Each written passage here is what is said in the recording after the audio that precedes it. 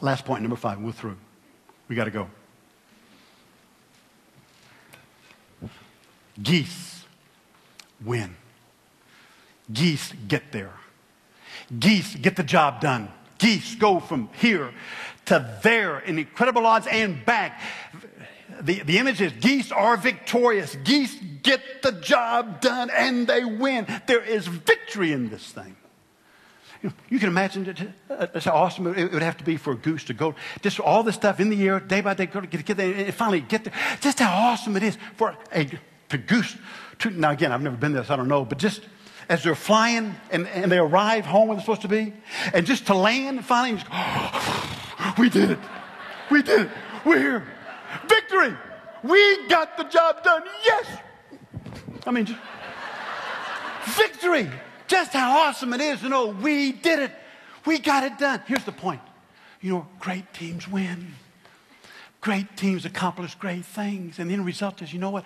There is victory in this thing. In business, you get awards, you get stuff, you get success, you get money. You have a successful practice. All that is victory. But you know what? There's a bigger deal than this. In life, it's living in such a way that, hey, people, we experience victory, not just in business, but in life, in relationships, in family, in church, in communities, in schools. We make a difference, and the end result is there's victory in those things. Doing it a certain way. Last fall, my father-in-law, Harry Tibbles, died. 87 years old, lived a great life. Married to his wife, to my mother-in-law, 67 years. When he died, he's in the ICU room, whole family's there, everybody's there. Every kid, 4 kids, 4 spouses, 8 grandkids, 3 great granddaughters, and one of them's mine. And we're all in that room. Of course, the babies aren't there, but all of us are in that room, and just as he breathed his last, I just watched it, every kid, every grandkid, just walked up to Granddaddy and just leaned over him and just said, thanks for your life. We knew how much you loved us and how much we love you. You were an example.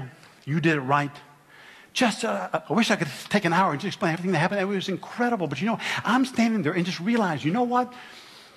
At the end of life, you know, there's victories along the way, good things.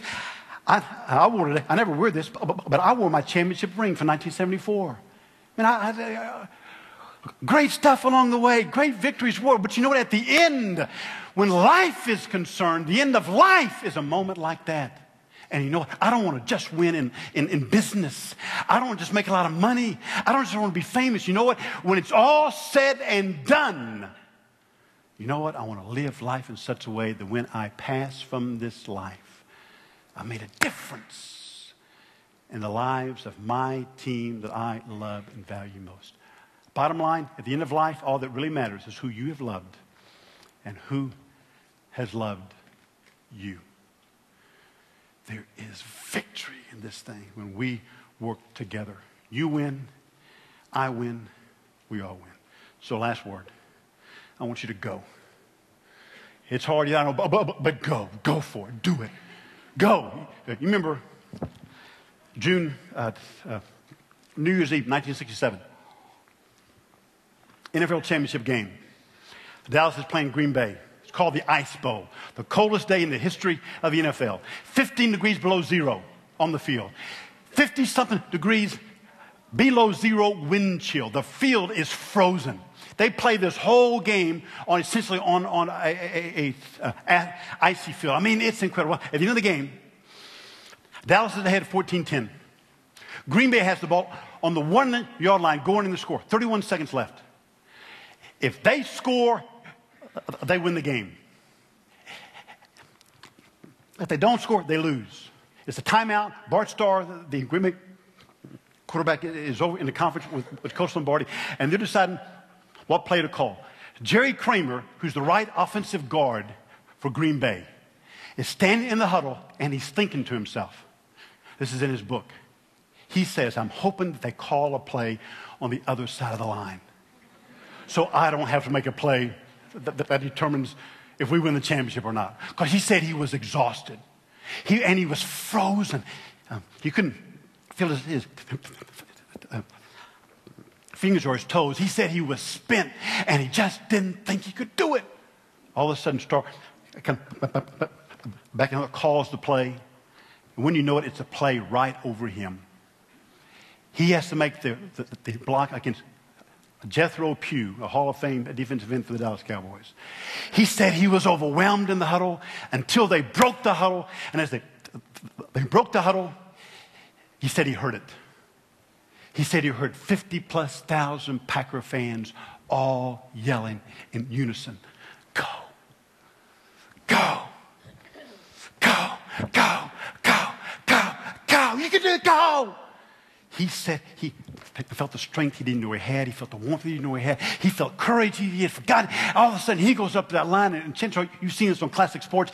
They call this thing. He makes the ball. They're victorious. Why? Because he realized, I gotta go because there's too much at stake not to go. And there's a whole team counting on me and a whole team of those in the stands who are expecting the greatest from me. Here's the point. I want you to go. Why? One, you need it. Your team needs you. Your family, your schools, your churches, synagogues, everybody, our nation needs you. And the challenge is, you know what? I am going to go, go, go. And as you go, you know what? Honk. Honk! You were a great audience today. I'm going to be a part of it, and I hope this is the greatest year of your life. Thank you very much. Thank you very much. Thank you. Thank you, baby.